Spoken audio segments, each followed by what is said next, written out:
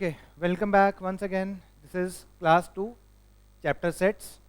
और जैसे मैंने पिछली क्लास में भी कहा था कि अगर आप कनेक्टेड रहना चाह रहे हो, संकल्प क्लासेस के किसी भी कोर्स को मिस नहीं करना चाह रहे हो, तो मेक श्योर कि आप हमारी ऐप और हमारे यूट्यूब चैनल है ना, ऐप का आपका डाउनलोडेबल लिंक हमारे डिस्क्रिप्शन मिल जाएगा और यूट्यूब चैनल को सब्सक्राइब कर दीजिए। और सबसे इंपॉर्टेंट जो मैं हर क्लास में बोलता हूँ, अगर आपने पिछली क्लास के रिलेटेड होमवर्क नहीं किया तो तुरंत इस वीडियो को बंद कर दो, कोई मतलब नहीं है वीडियो देखने का।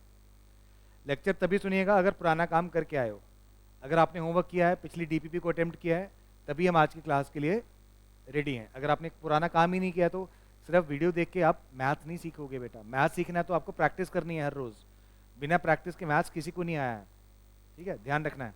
ठीक है, तो आज की क्लास को शुरू करने से पहले पिछली क्लास में हमने क्या क्या चीजें पढ़ी मैं जल्दी से रिकॉल करवाता हूं आपको। हमने पढ़ा सेट क्या होता है, डेफिनेशन ऑफ सेट क्या होता है, बहुत सारे सिंबल्स की हमने बात करी, belongs to, does not belongs to, subset, not a subset, super set, power set, represent कैसे करते हैं, सेट बिल्डर फॉर्म क्या होता है, रूस्टर फॉर्म क्या होता है, कौन सेट होगा कौन सेट नहीं होगा, distinct elements, proper subset, lot of properties we discussed. तभी मैं बार बार कह रहा हूँ, अगर आपको पिछली क्लास के ऊपर कमांड नहीं है, आज वाली लेक्चर फिर आपके लिए बेकार हो जाती है। उसका होमवर्क नहीं करके आए तो अगली क्लास का कोई मतलब नहीं रहता है। ठीक है, तो आज हम कुछ और इंपॉर्टेंट बातें सेट्स के ऊपर करने जा रहे हैं।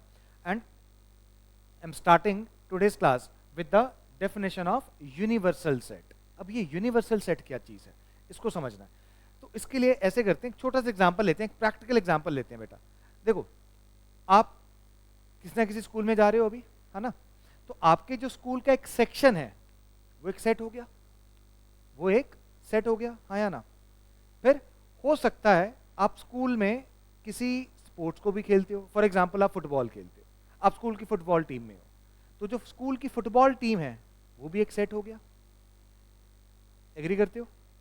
फिर मान लीजिए आपके स्कूल में कोई कल्चरल एक्टिविटी हो रही है और आप उस कल्चरल एक्टिविटी का भी हिस्सा हो, मतलब एक फंक्शन होने जा रहा है, एनुअल फंक्शन, तो एनुअल फंक्शन में जितने भी बच्चे पार्टिसिपेट कर रहे हैं वो भी एक सेट हो गया। तो अगर आप अपनी बात करो तो आप तीन तीन सेट में प्रेजेंट हो गए। कैसे? स्कूल का सेक्शन आपके लिए एक सेट है, आप उसके एक एलिमेंट हो। फिर स्कूल की स्पोर्ट्स टीम, आप उसका एक एलिमेंट हो उस सेट का। फिर स्कूल की आपका जो कल्चरल एक्टिविटी हो रही है या एनुअल फंक्शन हो रहा है उसका जो एक सेट बना, आप उसका भी एक हिस्सा हो।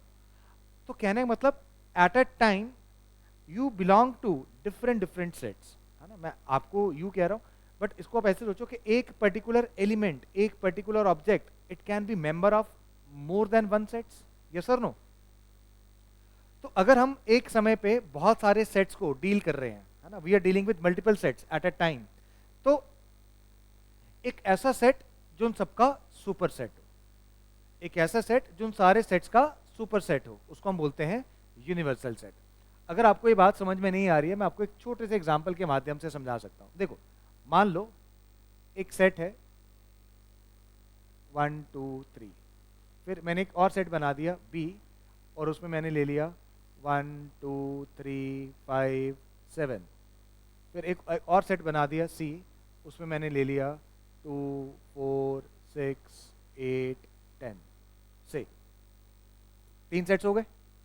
अब मेरे को एक ऐसा सेट चाहिए जो इन तीनों के लिए किसका काम करेगा? यूनिवर्सल सेट का। और ध्यान रखेंगे यूनिवर्सल सेट को हमेशा हम डिनोट करेंगे यू से। तो इस एग्जांपल में यूनिवर्सल सेट क्या बनाया जा सकता है? तो मैंने बोला यूनिवर्सल सेट एक ऐसा सेट है for which A B C are its subsets, मतलब ए बी सी सबसेट्स हैं किसके? यूनिवर्सल सेट के। तो फिर इसका मतलब यूनिवर्सल सेट में क्या क्या एलिमेंट्स आने चाहिए?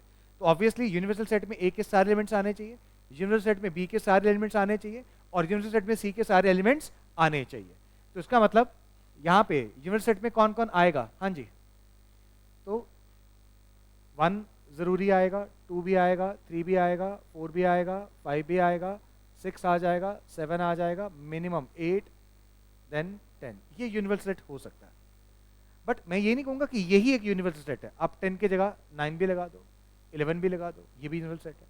आप इसको 20 तक ले जाओ तब भी यूनिवर्सल सेट है।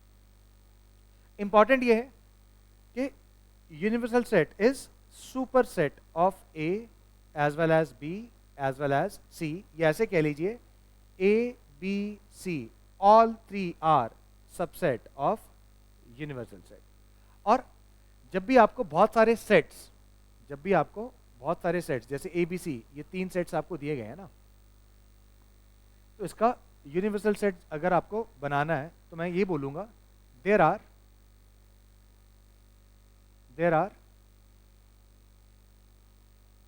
infinite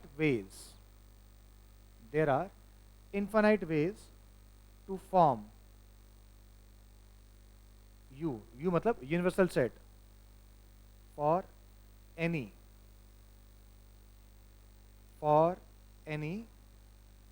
given sets. मतलब अगर आपको एक सेट दे दिया जाता है तो उस सेट का यूनिवर्सल सेट बनाने के आपके पास बहुत सारे तरीके हैं। मैंने एग्जांपल में भी समझाया था, अगर मैं यूनिवर्सल सेट में 10 तक लिख दूं तब भी यूनिवर्सल सेट है, 9-11 जोड़ दूं तब भी यूनिवर्सल सेट है, 20 तक ले जाऊं तब भी यूनिवर्सल सेट है, 100 तक ले जाऊं तब भी यूनिवर्सल सेट है। इंपॉर्टेंट क्या है? इंपॉर्टेंट ये है कि भाई जो भी आप यूनिवर्सल सेट बनाओगे वो सबका क्या होना चाहिए? सुपर सेट होना चाहिए, या जो भी सेट्स हैं जिनका आप यूनिवर्सल सेट बना रहे हो वो सबसेट होने चाहिए। ये मुद्दे की बात है। आई होप यूनिवर्सल सेट समझ में आया है ना। एक ऐसा सेट विच इज सुपर सेट of all the given sets will be called universal set. और ऑब्वियसली यूनिवर्सल सेट पिक्चर में कब आएगा? जब हम बहुत सारे सेट्स को एट ए टाइम डील कर रहे होंगे। जैसे इस एग्जांपल में हम 3 सेट्स को डील कर रहे हैं, इन तीनों सेट्स के लिए ये क्या बन गया? Universal set. और यूनिवर्सल सेट सुपर सेट है एबीसी का, या एबीसी सबसेट्स हैं यूनिवर्सल सेट के। तो एक छोटा सा ये डेफिनेशन है meaning of universal set, right. अब लास्ट क्लास में बेटा हमने रिप्रेजेंटेशन ऑफ सेट्स की बात करी थी कि एक सेट को रिप्रेजेंट करने के 2 तरीके आपने पढ़े। एक था आपका सेट बिल्डर फॉर्म और एक था tabular form, roster form. But एक और तरीका है सेट को रिप्रेजेंट करने का, and that is pictorial representation. हम एक सेट को पिक्टोरियली भी रिप्रेजेंट करते हैं, और पिक्टोरियल रिप्रेजेंट करने के लिए जो डायग्राम्स बनते हैं they are called Venn diagrams. We can always represent a set with help of Venn diagrams, ठीक है। ये इंपॉर्टेंट है रिप्रेजेंटेटिव सेट के लिए, बड़े काम की चीज़ है। और ये सारी चीज़ें आपका मेंटल एबिलिटी में, लॉजिकल रीजनिंग में भी आपने यूज़ किया होगा वेन डायग्राम्स को कहीं ना कहीं, ठीक है। तो इसको बहुत ध्यान से समझते हैं। तो वेन डायग्राम्स में क्या होगा? हम यूनिवर्सल सेट को रिप्रेजेंट करेंगे रेक्टेंगल से, यूनिवर्सल सेट यू को। फिर जितने भी सेट्स होंगे ए बी सी डी, बहुत सारे सेट्स को हम डील करते हैं, they will be represented by circles. और जो एलिमेंट्स होंगे they will be represented by points, ठीक है। यूनिवर्सल सेट को हम रिप्रेजेंट करेंगे रेक्टेंगल से, सेट्स को रिप्रेजेंट करेंगे सर्कल से, और एलिमेंट्स को रिप्रेजेंट करेंगे पॉइंट्स के साथ। तो जो डायग्राम बन के आएगा, that particular diagram is called Venn diagram of the given data या given sets। अब इसको एक एग्जांपल से, और इस एग्जांपल को बेटा बहुत ध्यान से हम समझ लेंगे, ठीक है। बड़े काम की चीज़ है ये, ध्यान दीजिएगा। तो एक एग्जांपल क्रिएट करते हैं। देखो एक एग्जांपल बना रहे हैं, बहुत ध्यान से समझेंगे। मान लो एक सेट है A, और उस सेट में मैं लिख देता हूं से इट हैज एलिमेंट्स 1 2 3 4 एंड 5। फिर मैंने एक सेट लिखा B, उसमें मैंने लिख दिए 2 3 7 11। फिर एक सेट है C, उसमें मैंने लिख दिया 2 6 8 11 12, राइट। और ऐसे करो, इसमें एक एलिमेंट और जोड़ दो से 4, ठीक है। अब ये 3 सेट्स आपको दिखाई दे रहे हैं, और मान लो इस डायग्राम में ये हो जाता है मेरे लिए सेट A, ये हो गया मेरे लिए सेट B, और ये हो गया मेरे लिए सेट C। पर वेन डायग्राम में ये एक रेक्टेंगल दिखाई दे रहा है। ऑब्वियसली ये रेक्टेंगल किसको रिप्रेजेंट कर रहा है? यूनिवर्सल सेट को।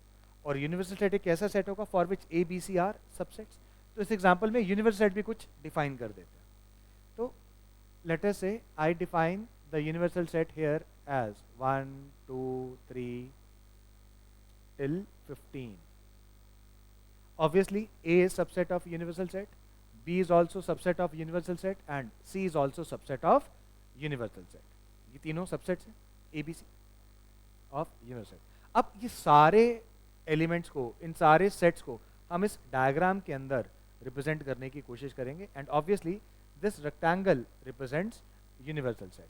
एंड मैंने इन तीनों सर्कल्स को इस रेक्टेंगल के अंदर दिखाया है, उसका कारण है ये सारे के सारे एलिमेंट्स इस रेक्टेंगल के अंदर ही तो आएंगे, क्योंकि ये सारे के सारे एलिमेंट्स यूनिवर्सल सेट के अंदर ही तो आएंगे, और यूनिवर्सल सेट को हमने किससे रिप्रेजेंट किया है? रेक्टेंगल से। तो obviously all the three circles have to be inside this rectangle because all the three sets ABC are subsets of the universal set, right? अब इस सर्कल में ना बेटा कुछ इंपॉर्टेंट एरियाज हैं, ध्यान से समझेंगे, ध्यान से समझेंगे, फिर एलिमेंट्स को भी लिखेंगे। अब सबसे पहले इस एरिया की बात करो, ये वाला रीजन, दोबारा से मैं बनाता हूं, I am talking about this region. ये रीजन कौन सा है? ये रीजन कौन सा हुआ? ये रीजन वो है जो A के अंदर भी है, जो B के अंदर भी है, और सर्कल C के अंदर भी है। मतलब this is the region which is common to all the three sets. This region contains from, मतलब this has common region with A from B as well as C। तो obviously इस reason में यहाँ से हम वही एलिमेंट्स लिखेंगे जो तीनों में कॉमन हो। तो देखो ऐसा कौन सा एलिमेंट है जो तीनों में कॉमन है? तो यहाँ पे बेटा मेरे को 2 दिखाई दे रहा है, यहाँ पे भी मेरे को 2 दिखाई दे रहा है, और यहाँ पे भी मेरे को 2 दिखाई दे रहा है। इसका मतलब इस रीजन में हम एक डॉट लगाएंगे। डॉट मतलब एक पॉइंट लगाया, पर ये पॉइंट किस एलिमेंट को रिप्रेजेंट करेगा? 2 को। आ गया? अब फिर से बहुत ध्यान से देखो, बहुत ध्यान से देखो, यहां पे मैं 2 रीजन्स की बात करूंगा। पहला रीजन हो गया ये सारा, ये वाला रीजन, तो जिसको भी मैंने हाईलाइट किया, ये कौन सा रीजन है? ये वो रीजन है जो सेट A और सेट B में कॉमन है, because this region is from both the circles A and B। पर अगर मैं आपसे कहूं स्पेसिफिकली कि ये वाला रीजन क्या है, ये वाला, तो फिर इस रीजन का क्या मतलब है? ये वो रीजन है जो सेट A और सेट B में तो कॉमन है, पर C के साथ कॉमन नहीं है, क्योंकि ये वाला रीजन जो वो सर्कल C के बाहर है ना? मतलब this region which contains A, which contains B, but does not contains C। दोबारा से देखो, शुरू से शुरू करते हैं जल्दी से। क्या बात करी हमने? पहले हमने इस रीजन की बात करी, ये वाला रीजन। तो ये रीजन कौन सा है? Which is common to all the three sets, हो गया। फिर हमने बात करी इस पूरे रीजन की, ये कौन सा रीजन है? Which is common to A and B। और फिर हमने बात करी इस रीजन की, ये वाला, ये वो रीजन है जो A और B में तो कॉमन है, पर C में कॉमन नहीं है। और हमने थोड़ी देर पहले ये ऑब्जर्व कर लिया था कि यहाँ पे जो तीनों में कॉमन है उसमें तो 2 आएगा, उसमें तो 2 आएगा। अब सोचने वाली बात यह है कि इस रीजन में कौन आएगा? तो हमें देखना है ऐसा एलिमेंट जो A और B में तो कॉमन हो पर C में कॉमन ना हो, तो वो कौन है? ढूंढो। 3 यहाँ पे है, 3 यहाँ पे है, पर 3 यहाँ पे नहीं है। तो ऑब्वियसली इस रीजन में कौन सा एलिमेंट आया? 3 आया। अब ध्यान से देखो, अगर मेरे को A और B में टोटल कॉमन देखना है तो 2 और 3, 2 और 3, तो A और B में टोटल कॉमन 2 और 3, पर 3 वो एलिमेंट है जो A में है, B में है, बट सेट C में नहीं है। ध्यान से देखो, आई होप यहां तक क्लियर हो गया, कोई कंफ्यूजन? आगे बढ़ते हैं। उसके बाद बेटा इस रीजन की बात करते हैं, अभी मैं जिसको हाईलाइट करता हूं, ये वाला रीजन। अब ध्यान से देखें, ये वाला रीजन कौन सा है? जो A में है, C में है, बट सर्कल B के बाहर है। तो ये एलिमेंट यहां पे कौन सा आ सकता है? कौन आ सकता है ऐसा एलिमेंट जो A में हो, C में हो, बट B में ना हो? ढूंढो A और C में कोई ऐसा एलिमेंट। 2 3 2 हमने कॉमन तीनों में आ ही गया, 1 नहीं है, 3 नहीं है, उसमें 4 आ गया। देखो ये 4, ये 4, इसका मतलब यहाँ पे हम किसको रखेंगे? सिर्फ और सिर्फ 4 को। सिमिलरली ये वाला रीजन,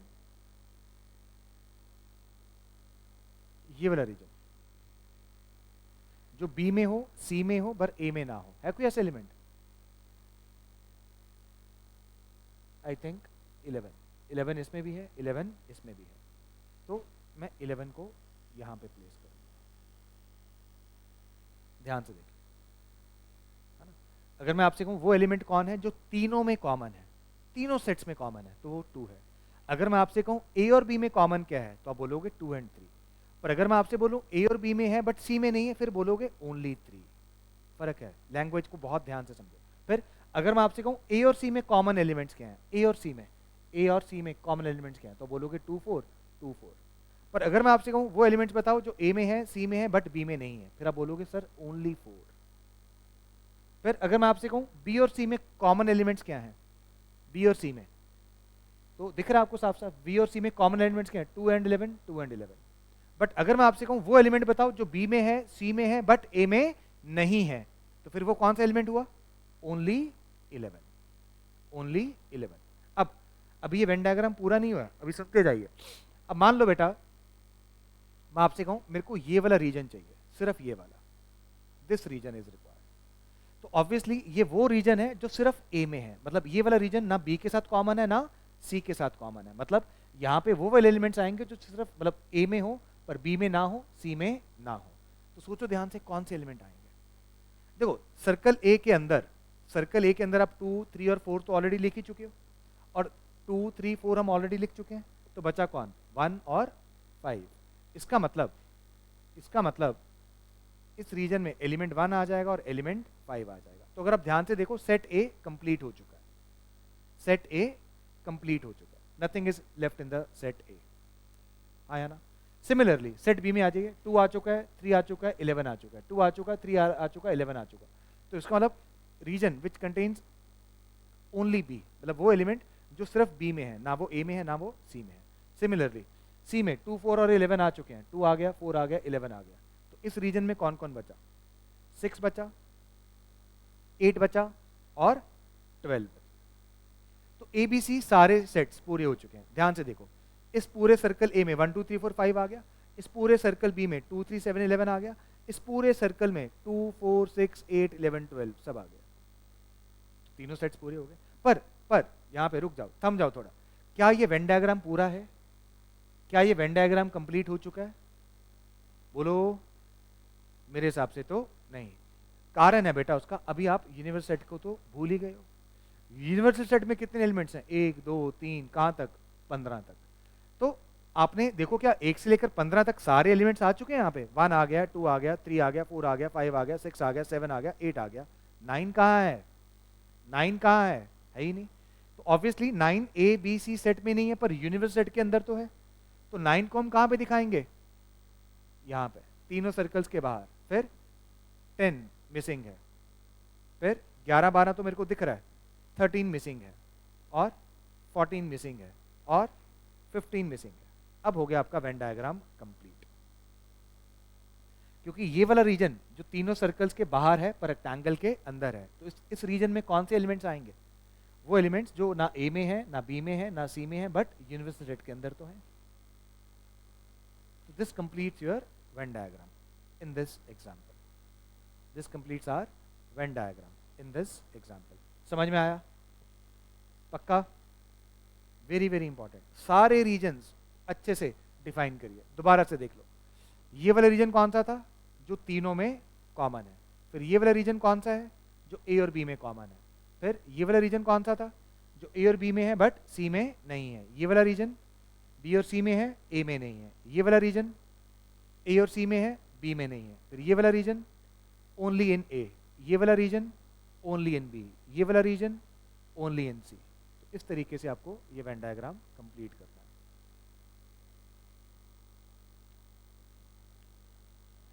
क्लियर? तो जब भी हम सेट्स को पिक्टोरियल रिप्रेजेंटेशन करते हैं, तो this pictorial representation is called Venn diagrams, right? ठीक है। तो वेन डायग्राम्स का बहुत यूज है, बहुत सारे हम थ्योरम्स प्रॉपर्टीज वेन डायग्राम्स की मदद से हम प्रूव करते हैं, जस्टिफाई करते हैं, विजुलाइज करते हैं। ठीक है। तो आगे बढ़ते हुए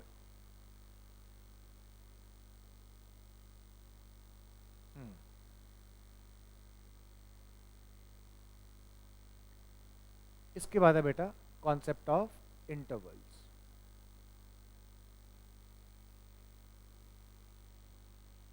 इसके बाद आता है आपका कॉन्सेप्ट ऑफ इंटरवल्स। मैथमेटिक्स में इंटरवल्स की बहुत इंपॉर्टेंस है ना। तो फिर से जैसे मैंने पिछली क्लास में भी बोला था कि mathematics is a science of symbols, हमें सिंबल्स का एक्यूरेट यूज सीखना है। तो यहाँ पे फिर से कुछ नए सिंबल्स हम डिफाइन करने वाले हैं, ब्रैकेट्स डिफाइन करने वाले हैं। तो किस ब्रैकेट का क्या यूज है, क्या मतलब है, बहुत ध्यान से बहुत बारीकी से अपने को समझना है, ठीक है। और इंटरवल्स मतलब बहुत हेल्प करने वाले हैं हमारे आने वाले चैप्टर्स के अंदर। तो इसके बिना मतलब मैथ्स में कोई गति नहीं है हमारी, ये ध्यान रखना, ठीक है। अब इंटरवल्स हैं क्या, क्यों लाने पड़े, क्या यूज है, ये सारी बातें हम डिस्कस करेंगे, ठीक। अब इंटरवल्स का क्या है बच्चे, intervals they are nothing but subset of real number. अब आपको पता होगा concept of number line. Number line आपने छोटी क्लासेस में ही पढ़ लिया था। आप बोलते हो ना this is minus infinity, this is plus infinity. फिर अगर हम नंबर सिस्टम को रिवाइज करें, हमने पहले कैसे स्टार्ट किया था, 1 2 3 4, फिर हमने 0 डाल दिया, यह क्या बन गया, होल नंबर्स। फिर 0 के बाद हमने -1 -2 -3 लेके आए, अब क्या बन गए, इंटीजर्स। फिर नंबर सिस्टम में ये भी बात हुई थी कि मान लो यहाँ पे एक पॉइंट है, यहाँ पे एक पॉइंट है, between any two points how many real numbers are there, between any two points how many real numbers, infinite. और वो इनफाइनाइट रियल नंबर्स भी क्या होंगे, infinite rational numbers and infinite irrational numbers. ये सब डिटेल में हमने पढ़ा नंबर सिस्टम के अंदर, बेसिक मैथमेटिक्स के अंदर, आया ना। तो concept of number line we know. तो नंबर लाइन भी एक सेट है, it is a well defined set. और नंबर लाइन का सेट को हम क्या बोलते हैं, set of real numbers, R. R क्या है,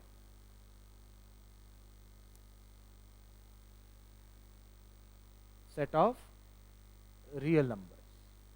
और अगर मुझे कहे अगर आर एक वेल डिफाइंड सेट है तो बताओ नंबर ऑफ एलिमेंट्स कितने हैं आर में। तो आप बोलोगे सर इसका कार्डिनल नंबर तो अनगिनत है, इनफाइनाइट है, अनकाउंटेबल नंबर ऑफ एलिमेंट्स है, अनकाउंटेबल नंबर ऑफ एलिमेंट्स है रियल नंबर्स के अंदर, हाँ या ना। अब अगर मैं इस सेट का रियल नंबर का मतलब नंबर लाइन का, दोबारा से देखो,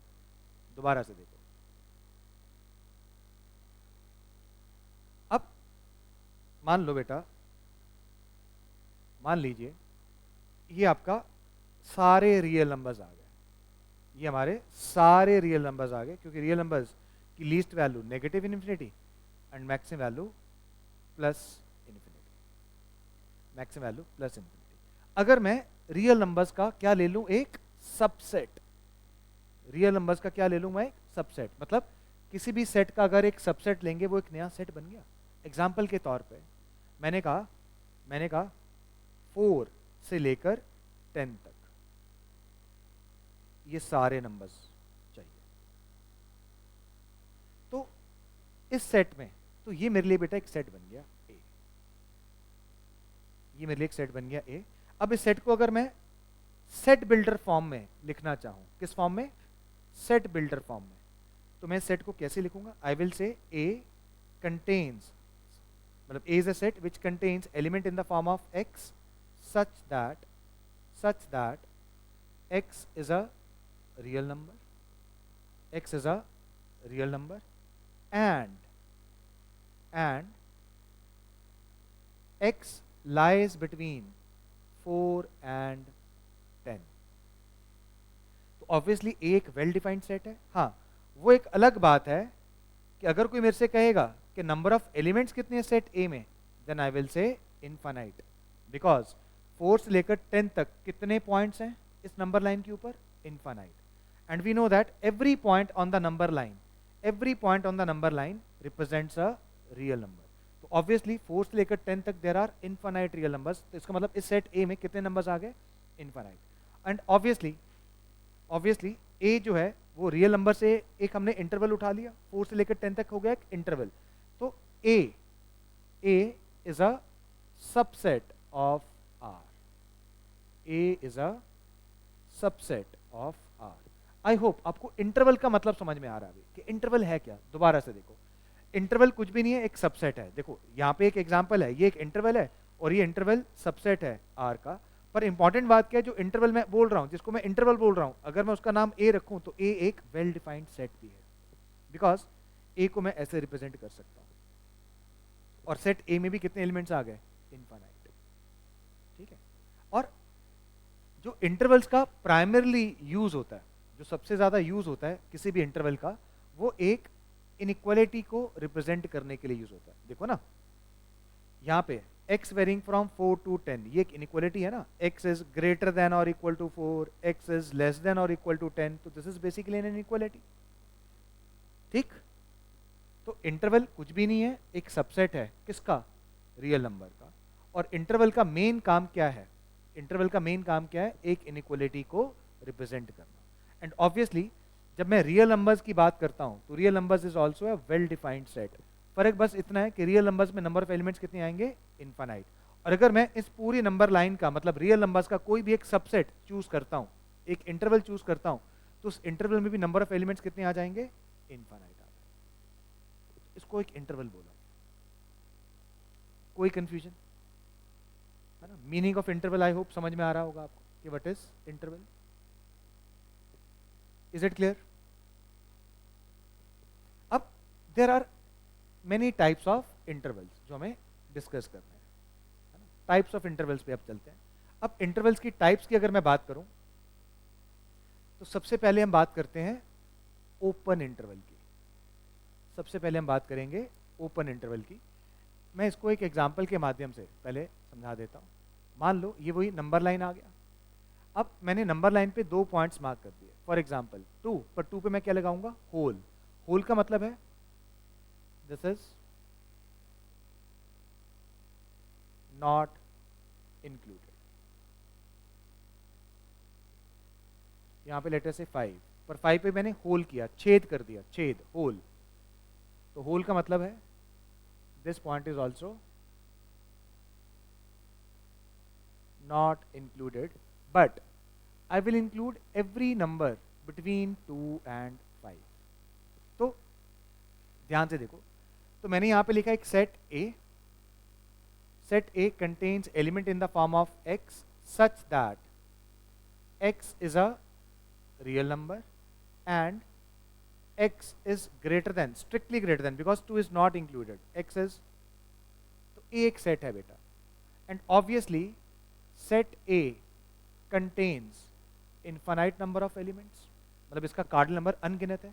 और ये जो सेट A है वो पूरी नंबर लाइन का एक सबसेट भी है, मतलब A is a subset of real number also। तो A एक वेल डिफाइंड सेट है, तो इसको हम बोलते हैं ओपन इंटरवल। पर अब से मैं ओपन इंटरवल पता कैसे लिखूंगा? ऐसे, bracket, normal bracket 2 to 5।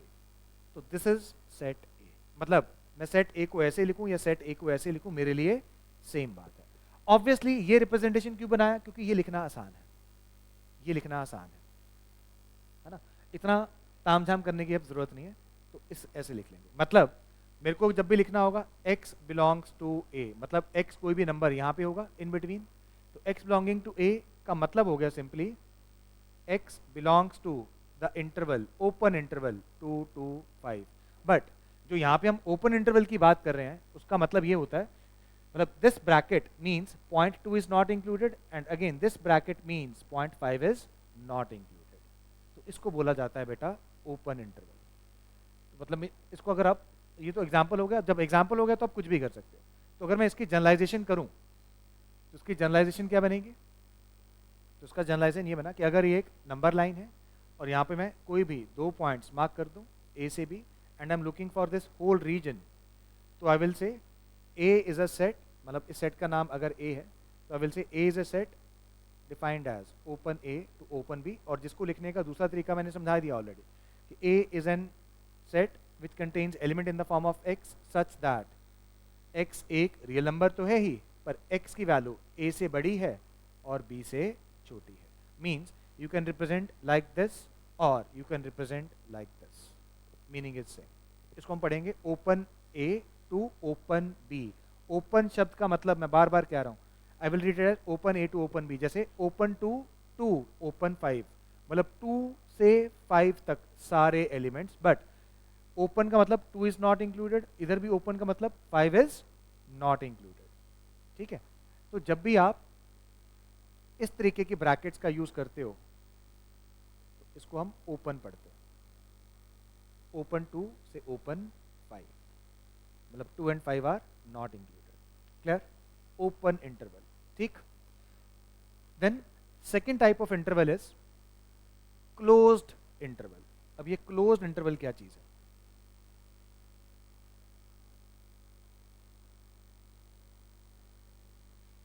Next is close interval. अब क्लोज इंटरवल में क्या होगा, हम एंड पॉइंट्स को इंक्लूड करेंगे। मैं उसी एग्जांपल से कैरी करता हूं। मान लो भैया ये नंबर लाइन आ गया आपका, वही रियल नंबर्स का। अब मैंने क्या किया, यहाँ पे एक डॉट लगाया। पहले हमने होल किया था, अब हमने डॉट लगाया और यहाँ पे मैंने वही 2 लिख दिया। यहाँ पे मैंने डॉट लगाया और 5 लिख दिया, और मैं कह रहा हूँ ये सारे पॉइंट्स। ठीक है, और अगर ये सेट ए है तो अब इस सेट ए को आप सेट बिल्डर फॉर्म में कैसे लिखेंगे? I will say that it contains x such that x is a real number and x lies between 2 and 5 including 2 including 5। मतलब x का वैल्यू 2 भी हो सकता है, x का वैल्यू 5 भी हो सकता है, और 2 और 5 के भी जितने भी नंबर्स हैं कुछ भी हो सकता है। अब देखो यार, ये बार बार कहने की जरूरत तो है नहीं ना। सेट ए में कितने एलिमेंट्स आएंगे? इनफाइनाइट आएंगे। ए सबसेट है किसका? रियल नंबर का, क्योंकि रियल नंबर में तो माइनस से इन्फिनिटी सारे नंबर्स आएंगे। अब मुद्दा यह है कि सेट ए को लिखने का दूसरा तरीका क्या है। अब इसी सेट ए को मैं लिखूंगा क्लोज्ड 2 से क्लोज्ड 5। मतलब ये हुआ कि जब भी मैं स्क्वायर ब्रैकेट बोलते हैं बेटा इसको, तो स्क्वायर ब्रैकेट जब भी लगेगा इसका मतलब है क्लोज्ड। और क्लोज्ड का जो मतलब है सिंपली कि this point 2 is included and this point 5 is also included. ये मतलब है क्लोज्ड इंटरवल का। एनी क्वेश्चन है? समझ में आया रिप्रेजेंटेशन? और अगर आप इस बात को जनरलाइज करना चाह रहे हो, इसका जनरलाइज्ड मीनिंग अगर आपको समझना है तो कुछ नहीं है भाई, नंबर लाइन बनाया, नंबर लाइन के ऊपर कोई भी 2 वैल्यूज हमने बना दी, एक ए और एक बी, और हम ये सारी वैल्यूज को रिप्रेजेंट करना चाह रहे हैं। तो मैंने आपको सिंपली बोला कि इस सेट ए को लिखने के 2 तरीके हैं। या तो आप इसको लिख दो क्लोज्ड ए से क्लोज्ड बी, या फिर वही पूरी राम कहानी लिखो, set builder form x such that x is a real number and x lies between a and b including a and including b। either you write this or you write this, meaning is same, और इसको हम बोलते हैं closed interval. पर ध्यान से समझो यार, मैं बार बार कह रहा हूं ये एक सेट है, this is a set, but this set contains infinite elements. और ये सेट एक नंबर लाइन के एक इंटरवल को रिप्रेजेंट कर रहा है, एक टुकड़े को रिप्रेजेंट कर रहा है, एक हिस्से को रिप्रेजेंट कर रहा है। ठीक है जी, तो उसको बोला जाता है closed interval, right. Next is open closed interval. तो अब आपको नाम से समझ में आ रहा होगा, अब चीजें थोड़ा इजी हो रही हैं। तो एक एंड ओपन है, एक एंड क्लोज्ड है। तो ओपन क्लोज्ड इंटरवल में क्या होगा, हम लेफ्ट वाले पॉइंट पे होल करेंगे, मतलब ये वाला नंबर इंक्लूडेड नहीं है, और राइट वाले पॉइंट पे क्लोज करेंगे, मतलब ये वाला पॉइंट इंक्लूडेड है, एंड इन बिटवीन सारे नंबर्स इंक्लूडेड है। तो फिर से ये एक वेल डिफाइंड सेट हो गया ए। अब ए को लिखने के 2 तरीके हैं बेटा। एक तरीका तो हो गया, ए पे लगाएंगे नॉर्मल ब्रैकेट और बी पे लगाएंगे स्क्वायर ब्रैकेट। नॉर्मल ब्रैकेट का मतलब point A is not included, square bracket लगाने का मतलब क्या है, पॉइंट बी इज इंक्लूडेड। और इसी बात को अगर सेट बिल्डर फॉर्म में लिखना है तो I will write it as it contains element in the form of x such that x is a real number and a is less than x is less than equal to b। है ना? फिर से ये सारी कहानी वही है यार। सेट ए में कितने एलिमेंट्स हैं? इनफाइनाइट। क्लियरली सेट ए सबसेट है किसका? आर का। वाई? क्योंकि आर भी तो एक ओपन इंटरवल है। आर क्या है? माइनस इन्फिनिटी से प्लस, ये ओपन इंटरवल हो गया। तो रियल नंबर्स का एक सेट मैं ऐसा लिख सकता हूं in terms of interval again, जैसे हमने लिखा था सेट ए जब मैं लिखता हूँ ओपन 2 से ओपन 10, तो अगर ये एक सेट है तो रियल नंबर्स भी तो एक सेट है। फर्क ये है कि ए 2 से 10 तक मूव करेगा तो रियल नंबर्स माइनस इन्फिनिटी से प्लस इन्फिनिटी तक मूव करेगा। इतना ही तो फर्क है, यस और नो? तो इसको बोलते हैं ओपन क्लोज्ड इंटरवल। सिमिलरली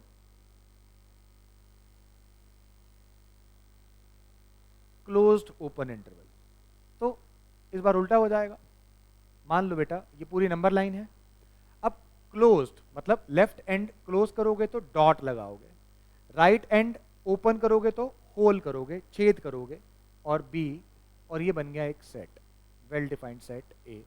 तो अब ए को लिखने के वही दो तरीके हैं, या तो मैं इसको लिखूंगा, अब ए पे आएगा क्लोज्ड ब्रैकेट मतलब स्क्वायर ब्रैकेट, और बी पे आएगा ओपन ब्रैकेट मतलब नॉर्मल ब्रैकेट। और इसी सेट को लिखने का दूसरा तरीका, set builder form, x such that x is a real number and x is greater than or equal to a but x is less than b।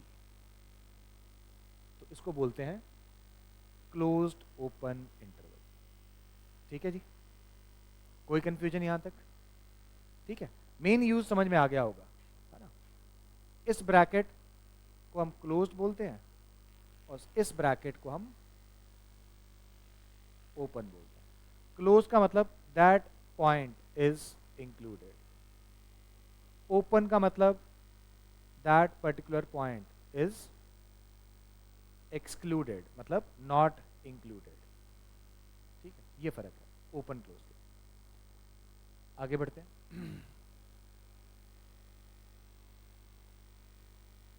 अब इसके अलावा बेटा और भी तरीके के इंटरवल्स हैं, बट वो मैं अब जल्दी से कुछ एग्जांपल्स के से आपको जस्टिफाई कर देता हूं। वेरी फ्यू एग्जांपल्स आते हैं। जैसे कि मैं लिखना चाहता हूं एक inequality x is greater then 2।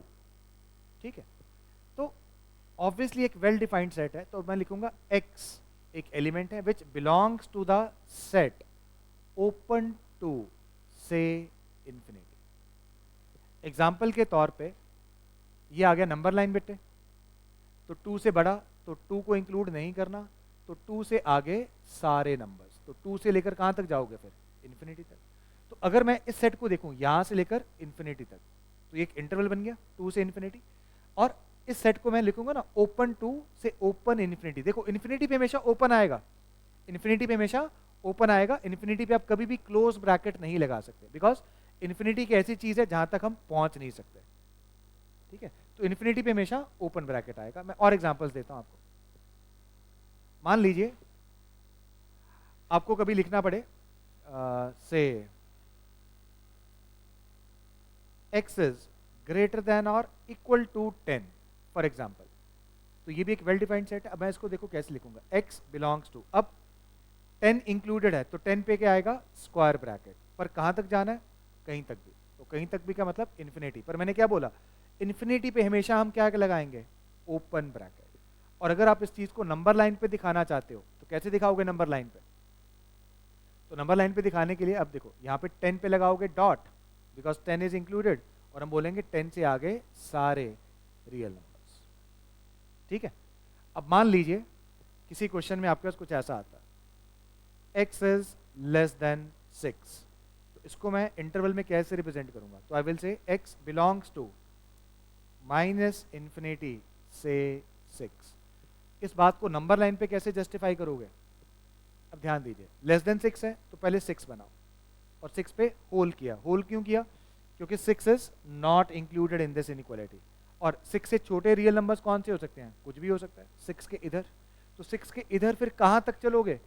Minus infinity तक चलोगे, पर इन्फिनिटी या माइनस इन्फिनिटी पे हमेशा क्या आएगा? ओपन आएगा। एंड लास्ट जैसे मैं आपसे कहूं x इज लेस देन और इक्वल टू -4, तो इसको मैं इंटरवल में कैसे रिप्रेजेंट करूंगा? I will say x belongs to minus infinity से -4, पर -4 पे हम लगाएंगे क्लोज्ड। और अगर मैं इसको नंबर लाइन पे रिप्रेजेंट करना चाहता हूं, ये नंबर लाइन बनाया, नंबर लाइन पे पहले पॉइंट बना दो और डॉट लगाएंगे। डॉट का मतलब -4 इज इंक्लूडेड, पर हम चाहते क्या हैं? x की वैल्यू -4 या उससे कम होगी, तो हम -4 के लेफ्ट में जाएंगे, तो लेफ्ट में कहाँ तक, -∞ तक, हेंस -∞ टू -4। तो इस तरीके से हम इनइक्वालिटीज को रिप्रेजेंट करते हैं इन द सेट्स, और वो सेट्स को हम क्या बोलते हैं, intervals. And all the intervals are nothing but subsets of the number line, and when I say they are subsets of the number line, मतलब they are subsets of real numbers.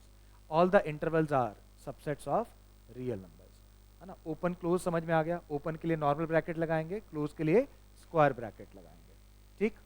तो ये था आपका बेटा पूरा कॉन्सेप्ट ऑफ इंटरवल्स। अब एक last छोटा सा क्वेश्चन है, उस क्वेश्चन को डिस्कस करते हैं और उसके बाद आज की क्लास, है ना, वाइंड करते हैं। तो अगली क्लास में फिर हम पढ़ेंगे ऑपरेशंस ऑन द सेट्स। जैसे छोटी क्लासेस में आपने एडिशन सब्ट्रैक्शन करना सीखा था नंबर्स का, ऐसे ही हम सेट्स के ऊपर कुछ मैथमेटिकल ऑपरेशंस, पर वो अगली क्लास में, वो अगली क्लास में करते हैं। आज की क्लास में बस एक लास्ट एक क्वेश्चन है, बहुत ध्यान से समझ लेंगे, बहुत ध्यान से, बड़ा इंपॉर्टेंट है। और आज इसमें हमने क्या सीखना है, यूज ऑफ सिंबल्स। मैंने आपको ये ऑलरेडी समझाया हुआ है कि जब भी हम बिलोंग्स टू का सिंबल लगाना है तो इधर एलिमेंट होगा और इस तरफ सेट होगा, और जब भी हमने सबसेट का सिंबल यूज करना है तो इधर भी एक सेट होगा, इधर भी एक सेट होगा।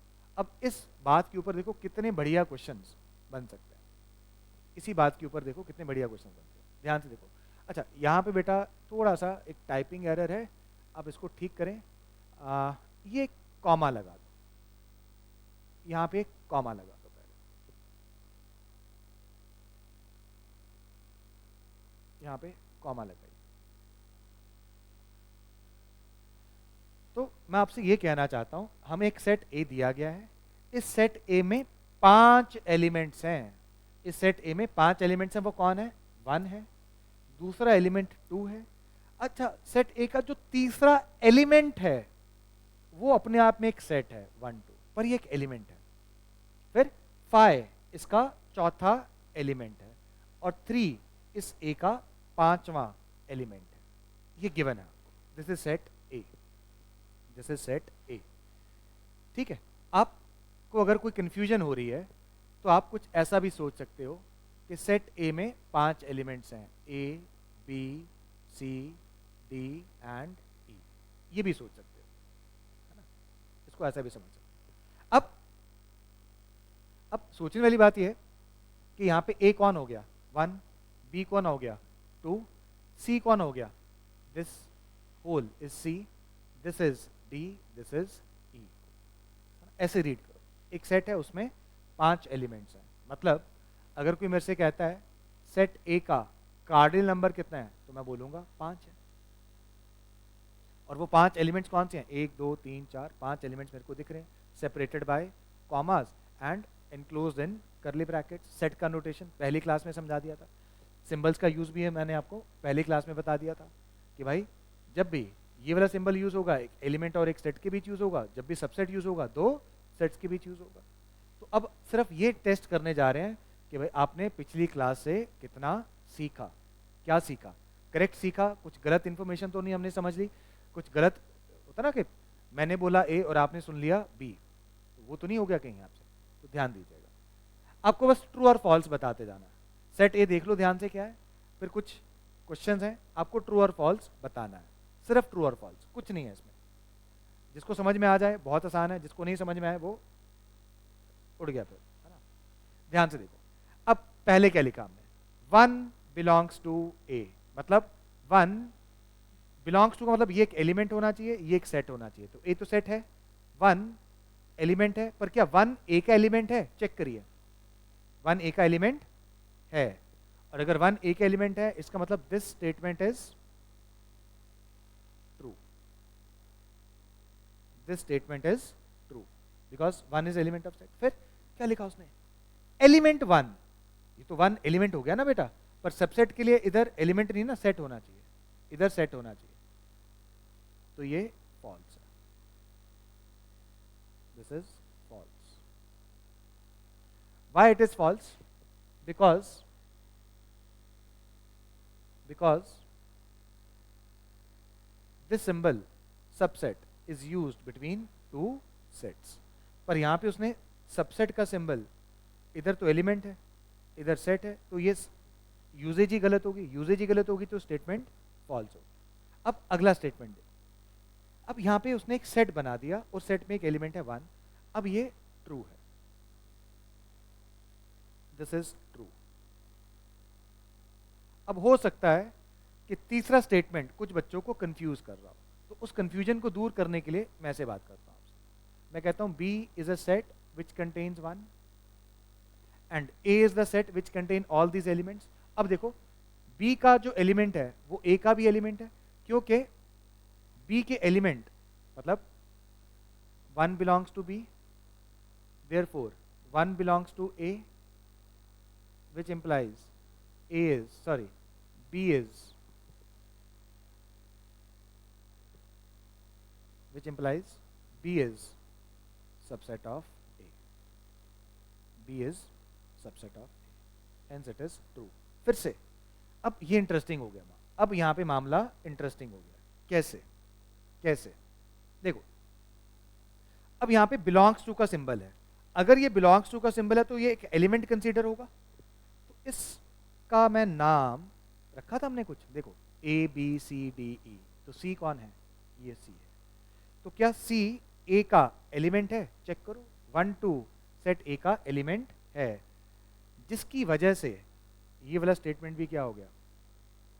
True. This is also true.